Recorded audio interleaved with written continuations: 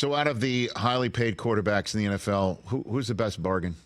What do you think, Tom? You pour over all these numbers. You sent me a document today that honestly looked like it came from NASA.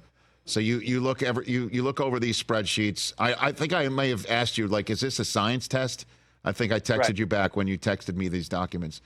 So you've seen them all. Who's the best bargain at quarterback in the NFL in your estimation? That was my fault on that, Rich. I sent you the PDF, which was the fastest thing that I could pull up. And it started with Patrick Mahomes. I was told there'd be no math on this test, man. Jeez. Wow. The Mahomes contract also happens to be the most complicated contract I think any of us have ever seen. I remember when that one first got done several years ago, putting together a spreadsheet just so I could figure out, okay, this vests at this date. Now this one vests a year later.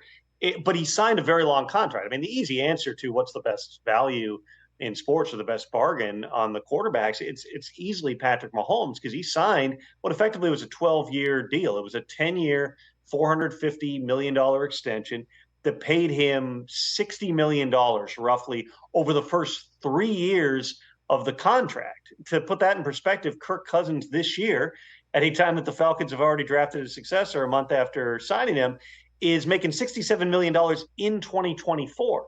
So for Mahomes, and from his perspective, the goal, and you would say that he's accomplished this, was keep the core parts around him, give a ton of flexibility for the team. Everything is these rolling guarantees where they vest a year early, and the Chiefs have moved money around the past couple of years here, make sure that he continues to get paid along the lines of the top quarterbacks in the market. But for Mahomes, the focus was, how do I keep the team together, which, absent the Tyreek Hill trade, they more or less have done through the course of time, bringing back Chris Jones, bringing back Travis Kelce. And it was also, I want to win a lot of championships, which then is going to open up all kinds of other revenue-driving types of opportunities for me. So at this point, Mahomes has won several Super Bowls. He's won MVPs. He's in literally, I think, every commercial on TV. And he has ascended beyond that, which I think leads to one of the great conversations. I talked with an agent who represents some of the top quarterbacks about this leading up to the draft. We were talking about some of the various quarterback contract situations playing out around the league. There have been quarterbacks through the course of time. This is not everybody, but certainly some quarterbacks get to a certain point and tell their agents, enough.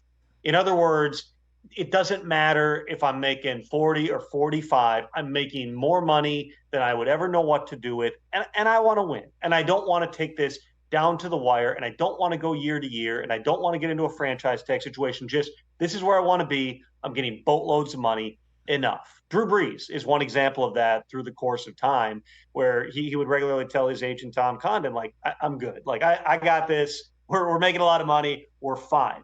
There's other quarterbacks who go about it a different type of way. And that's not to knock them or to say they're selfish or anything else. We cover the same game, Rich. These guys take an unbelievable pounding. Yeah, offensive linemen, defensive linemen, they're in a headbutt situation, 70 snaps a game. But even the quarterbacks, you're putting your body on the line.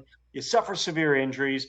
Dak suffered a very severe injury while playing on the franchise tag. But if you're willing to see it through, the way that you push the market beyond where it otherwise might be is you do what Kirk Cousins did and play out a couple of franchise tags, or you do what Dak did and play out your contract and play out a franchise tag and go right to the wire of a second tag that the Cowboys ended up having to apply to buy themselves time for the contract to be executed.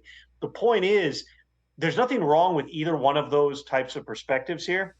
But at some point, to go back to the original question about the top quarterback numbers and the Jared Goff contract and how that fits in as a percentage of the salary cap, the thing to always keep in mind here is you have to balance that. Can we actually put a team around the guy? Teams have to balance that, but quarterbacks have to balance that on some level as well. So again, that's not to say that Dak's doing this in the wrong way or Kirk did it in the wrong way. If you want to absolutely maximize your value in terms of the contract number, the best way to do that is to get as close to free agency or into free agency.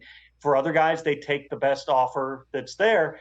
You know, we see every year there's some of these big contracts that get done. Would Lamar Jackson have gotten a substantively less contract a year earlier if he hadn't played out 2 years at the end of his rookie contract? That if he had an agent, that agent would have said, there's no way you should go out there and play for $3 million as a former MVP?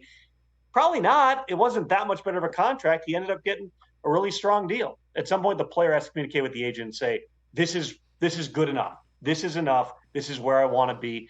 And we'll see, with some of these other situations, exactly if and when that point is reached. Fascinating, man. Catch the Rich Eisen Show every single day on the Roku channel, 12 to 3 Eastern, for free.